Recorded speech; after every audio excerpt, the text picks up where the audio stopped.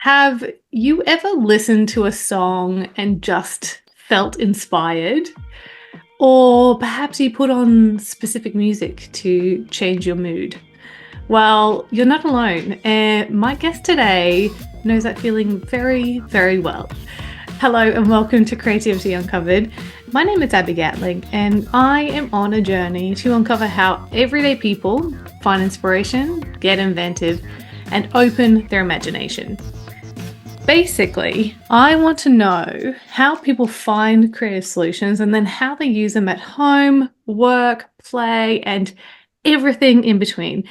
And my goal for the podcast is that by the end of it, you will be armed with a whole suite of tried and tested ways to summon creativity the next time that you need it. Today, I'm really excited to be speaking with Birgit Livesey from Living on the B-Side. Welcome. Oh, welcome. I'm so excited to be here, Abby. I'm really looking forward to this chat because we did speak a couple of weeks ago and it was a lovely little chat. And I had so many more questions to ask you. I was like, no, I've got to save it for the podcast. And now is my opportunity. Yay. Yeah. So, okay, so you describe yourself as an introverted music lover, and you're really passionate about the impact that music can have on people. There's a lot going on there, and there's so many things to talk about. Tell me, let's start with the music side of things, because I'm sure everything else will come out from there. Tell me, what is the impact that music has on people, and how did you discover that this was the case? Impact on music on people. Well, I think, oh God, the answer is kind of there already. I mean, I don't know anyone that doesn't listen to music.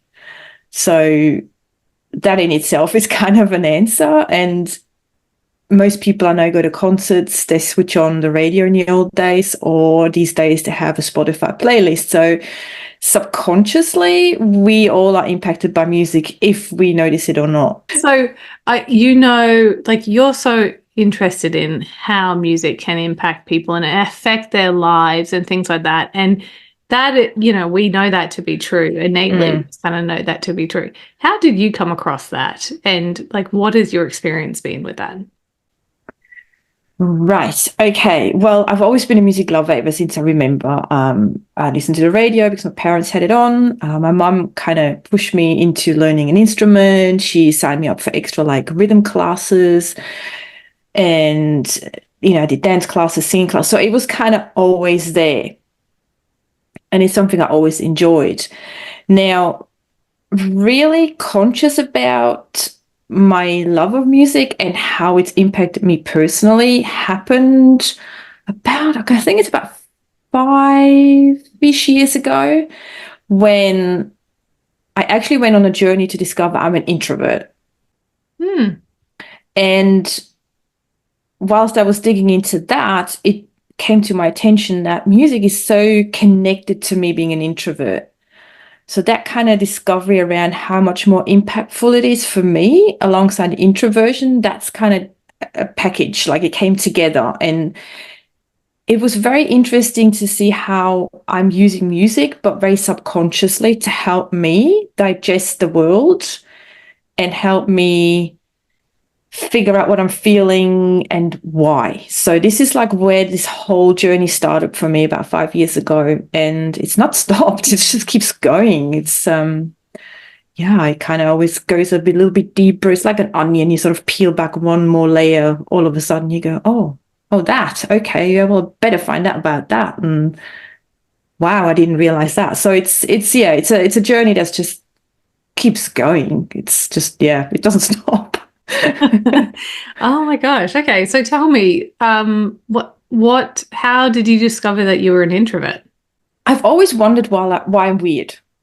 That was no, seriously, that was a question I've asked myself ever since I can remember, especially around puberty. When I was about 12-ish, it's when you sort of hit all the hormones and everything, and you sort of try to find your way in the world and your place in the world as well. And I always noticed that I'm not operating the same as others. I didn't have like 20 odd friends. I might have had only a couple. I spent a hell of a lot of time on my own, but I never felt lonely. So when I look back, these are also like the little not symptoms, but the little sort of hints that, I'm probably more on the introverted side. I don't need big masses. I don't need huge entertainment. And I might have looked at the world a little bit differently. But the term introversion, I don't think at that point was even there. So, as I said, about 5 years ago, I met a lady and she was literally there to help introverted women in business with their marketing. And I'm like, introversion? What is that? So when I sort of started following her and she explained what it is, I'm like, oh my God, I've had like all these light bulbs going off above my head going, she talks about me. This is how I walk through the world. I'm not lonely. Like in the sense of it makes sense now. Wow, I understand now why that energizes me and this over here is draining me.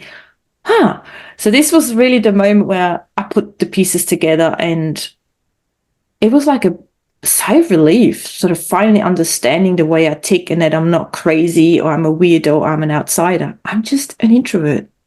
And that's great. Wow. So this has sort of helped you connect the dots, even though, you always felt that throughout your entire life. This has helped you connect the dots between how you're feeling and kind of putting a name to it, or kind of, or like, what did that mean to actually have a name assigned to that? Yes. I mean, I'm not huge on labels, but sometimes it's a great starting point for us to dive into it and understand what's going on. And yeah, that for me, definitely. Once I knew there was something that described who and how I am, oh, can't tell you. It was just such a relief because, yeah, all my life I walked through life thinking, what's wrong with me? And then that's not a nice feeling to have, walking through more than half of your life thinking something is not right, something's wrong with you when there isn't. Yeah, absolutely. Oh, well, I'm so glad that this kickstarted a journey for you. So what happened after that, and where did music come into this whole thing? Well, what happened after that is I connected with many more, especially introverted women that had their own business as well. And that, again, was such an eye-opener. And just seeing the different shades of that as well helped a lot. And music then came in when I started to think about the times when I struggled and how I coped with that struggle. And I noticed that there was always music. So I thought, okay, so I know I'm a music lover, but maybe there's a bit more. So after a lot of journaling and digging and reflection and paying a bit more attention, I realized, well, music is kind of the one thing that was always there. It's my best friend. It helps me with any kind of mood or emotion I'm going through. And from that point onward, I started to pay a lot more attention to what I'm listening. And I always ask the question, why as well. So that sort of was the start of how these both really consciously connected for me. Yes. Wow. So you mentioned before that music kind of helps you make sense of the world. How does that work? Right, now we're going a bit into the woo-woo thing of things. I'm at the point now, and that obviously took quite a while to get to that stage where, and I call them kind of, and again, there's a music connection there, I call them downloads. So sometimes I'm just walking, let's say from like the kitchen to the bedroom or whatever, and all of a sudden a song pops in my head. And at first I can't make sense, why am I thinking about that? But then once I start to digest it, I realize that generally it's either the lyrics or the vibe, the sound that has a meaning to something that I might be going through, pondering, or should be looking at. Mm. So this is where yeah, this I can't download, and then I have to go away and obviously either reflect on that, or sometimes I have to leave it for a few days to understand why that song appeared in my life. And all of a sudden, then I go, okay, I think I understand. I need to pay attention to this, or this is a support for what I'm going through, and it's here to tell me everything's going to be okay, or maybe you should look at it from that point of view. It's like these little messages that I'm getting. And yeah, that's something I've developed over time, but it's really helping me navigate the world a lot better. Wow. Okay. So when these songs come to you, are you generally like listening to music, or is it they just pop into your brain from your memories or imagination? It can vary. Sometimes I just walk like from my home to the shops, and all of a sudden I'm going, why have I got this song stuck in my head? I haven't heard this song in like months or years. Why now? Or I walk into, sometimes when we go grocery shopping as well, they just play a song that they've never played ever in this grocery store. And I just listen to it and go, okay, why is this song playing? And then I just hear like one or two lines of the song. I'm going, yeah, okay, yeah, I get it. Just hold on a sec. I know what you're saying. But sometimes my playlist is on shuffle and this song comes up that I've not heard for a while, and I go, really? Now? Why? Okay, yeah. I'll pay attention and I'll listen to it again. So it really happens at random most of the time with no real logic, I don't think. Wow. Okay. Yeah, because like when I relate to music and I might put it on if I need to relax, I'll put on something relaxing or something upbeat, and it helps me shift my mood or emphasize my mood. Mm. That's a choice that I'm making. But these are song choices that are not yours. They're just sort of coming to you and you're trying to retrospectively figure out why and what does that mean to you. Yeah, that's right. Yeah, absolutely. Can you give us an example? I can give you two. One happened to me early last year, when I went through a bit of a, I would say, mild depression phase. There were some things going on in my life, and I was just really down and out, and I could see like a really black hole coming my way, and I did enter it. And this artist, he's called RM. He's one of the 7 members of the South Korean band BTS. He released a solo album a little bit earlier that year, and this one song called Wildflower just popped on my radar out of nowhere.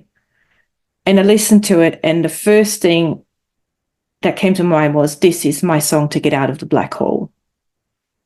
And just obviously translating the lyrics from Korean, because I don't speak Korean, and reading up on the meaning behind it, I was like, this is a perfect song for me.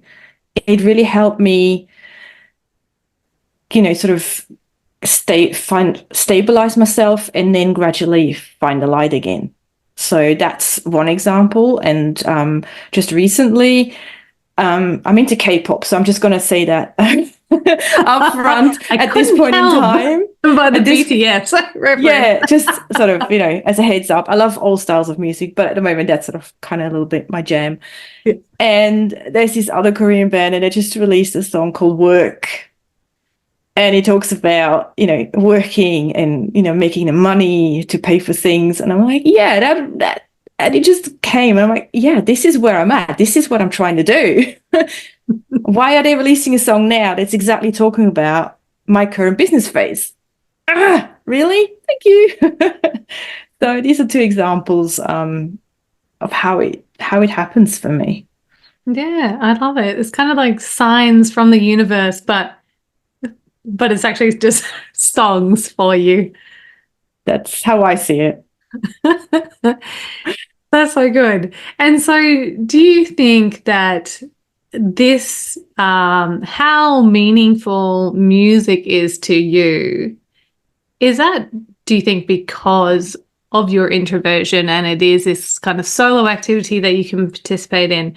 Or do you think it's because you have loved music since the beginning? Or is there like this innate connection between introversion and music? Oh, that's a good question. Hmm. I'm not sure. I'm sure there's so many extroverts out there who are absolute huge music lovers. And because music is a universal language, so I don't think it necessarily has to do with introversion or extroversion. It's if you love music and you're into it, maybe we're a bit more open to receiving things like that, perhaps. So I wouldn't say that introversion is one of the main reasons. It might help, I suppose. But if you're a music lover, then yeah, I think that's probably more important than whatever other label you want to call yourself. Yeah. Okay. So it's kind of like the chicken or the egg sort of Mm, situation. yeah, it's a We'll tough never one. know. We'll It's a never tough know. one. Oh, that's so good. And so do you like to listen to a range of different music? Does that always inspire you? Or is it particularly within this, specific genre that you like to listen? I thank my mum for that. She introduced me to so many different genres of music that I don't necessarily have one specific. I love heavy metal. I love pop, rock, R&B, hip hop. I love some piano music. You know, I try to be very open-minded and yeah, I mean, you should see my playlists. They're not just one genre. They go from 80s, 90s, 2000, different genres. So it's, yeah, I'm pretty open-minded, I think. I hope.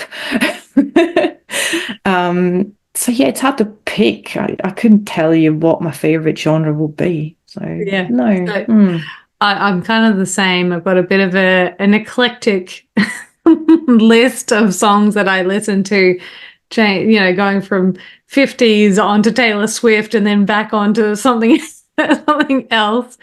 My husband always laughs that he can't keep up with what I'm listening to these days because it's so random.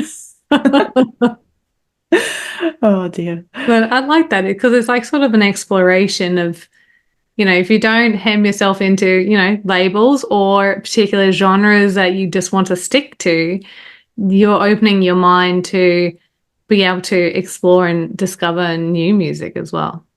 Yeah, absolutely. And lately I've learned of many new sort of indie artists, and that opens my brain and mind again to the beauty of songwriting and literally the craft of playing an instrument and composing and producing and all that, which I have no idea about really because I'm not in that industry, but it's incredible, like the talented people that are out there and just making their own music as well.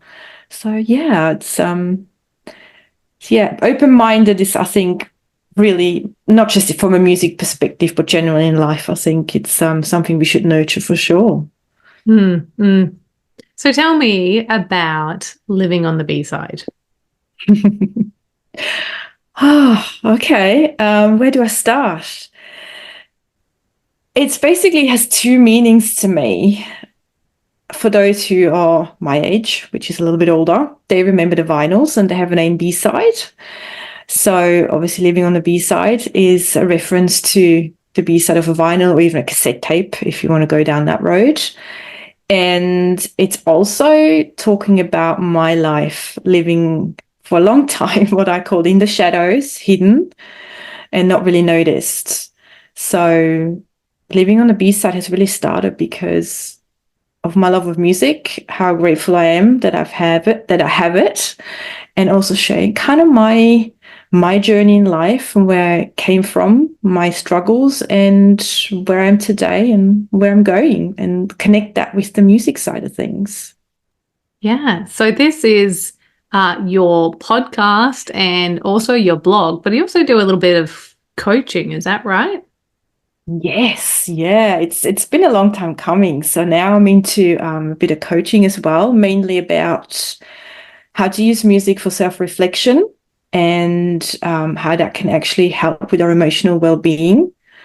And if we know ourselves better, then we can make better decisions. And music is a really, really great way to help us with that. And I mean, our well-being, especially the mental one, I think is very, very, very important. And sadly, since the pandemic. Mental health is not that good for many people.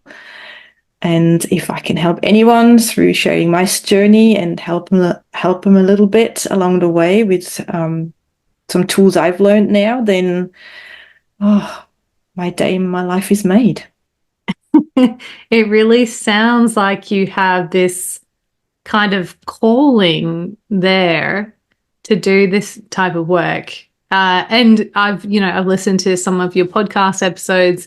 I think they're wonderful. I listened to one the other day where you were unpacking TLC's Unpretty. Oh my God. That song. It was really great. And I just really liked your analytical approach to unpacking what this song is about and how it relates to you. Is that like the type of stuff that you do within your coaching when you're helping people? Look, I'm at the start of it, so I'm still looking at obviously how I can turn my experience into tools that others can use. But yes, I do think that at the core of it is the awareness, becoming conscious of what you're listening to, and then starting to ask yourself the questions why. And you can obviously unpack that in different ways. So that can be through journaling, that can be through just going for a walk, that can be through talking to someone like myself, and someone asking you questions. So there's different ways you can probably do that. And I think if you learn how to approach that without obviously losing the love for music, because it shouldn't get boring or too analytical, then I think that can be such a powerful tool for us to really understand ourselves and then our world, and move forward a bit happier and healthier. Yes. Yeah, absolutely. And I do think it's so many people just kind of consume music without doing anything a little deeper. And like you said, you don't want to get too analytical with it all. You want to enjoy the music, but this is kind of a good reminder to actually take a step back and just have a little think about what you're listening to and why, and how does it make you feel? Because I think that there'd be a lot of great benefits for doing that. And the other thing as well is sometimes we forget how impactful some, maybe even artists or songs are at specific points in our life. And on my podcast, I do have guests on, and some of them have incredible stories to tell about how one song or an artist literally kept them sane, helped them through hardship, helped them through whatever it is that we're going through. And we kind of forget that maybe, or we don't pay enough attention. So just basically the power of music, I just don't want people to take it for granted. It's such a creative outlet, and in so many different ways you can use music, for so many different things in your life if you want to. So yeah, I think that's probably is my mission, to just bring that awareness to everybody. Yeah. I mean, we would all have songs in our life where you hear it and you're instantly transported back to a time in your life or a feeling in your life. It's amazing how powerful it can be. Yes. Oh God, yes. And I have to say, through my journey of obviously hearing from others and then myself, I can attest to that. It's mind-blowing sometimes. I often have goosebumps when I hear other people tell their stories, and I just go, wow, I know the power of it, but you just literally took it to the next level for me, that kind of moment. Yeah. Oh, amazing. Beautiful. It's definitely a great podcast to tune into. I'll pop the link to it in the show notes. But tell me, what is next for you? So you've gone on this journey yourself. You've launched Living on the B-Side, which is doing so well. What is next for you? As you mentioned before, me obviously stepping into the position of where I can share my story and hopefully help others create their own bond with music and help them feel happier and healthier. One song at a time, I always say, and just create this ripple effect in the world to to showcase and say, hey, don't underestimate the power of music. Use it for your own well-being and spread the love and spread the music with others, because there's so many health benefits to music. I could go into all this, mental health and other health stuff that's going on with music, but that's basically my next step, just really trusting myself and stepping into that more, and yeah, inviting other people to join me on this little sound wave of music that's hopefully gonna get bigger and bigger. Oh, love it. That sounds so good. Before I let you go, I just want to ask you, can you now, knowing the importance of music to you, can you ever imagine a life without music? No. No, I can't, because I've always had it, and not having it would feel like a huge piece of myself would be gone. Yeah. So no. Yeah. No. I Absolutely suspected no. that might be the answer, because the way you're speaking about music is that you are so intertwined with it, and it's really part of, the fabric of your DNA, it seems. Mm-hmm. It's really a joy. It's really a joy to see you talk about it. Oh, thank you. And I want you to want to say thank you so much for sharing your journey with me. It's wonderful to hear how music has influenced your life. And as I said before, I'll pop the links in to Living on the B-side in the show notes so people can get in touch with you, listen to your podcast, or get in touch for the coaching. But yeah, thank you so much for joining me. Oh, Abby, thanks so much for having me on. I enjoyed it. It was great. Love the energy. And yeah, thank you again. I mean, I love talking about creativity, and exploring music is just another avenue of that. So it's fantastic. And also, thank you to everyone who has tuned in to this episode of Creativity Uncovered. I hope that you got something out of it. I know I certainly did. If you enjoyed this episode, please do share it with a friend, or give us a rating or review so more people can find this and tune in. And until next time, take care.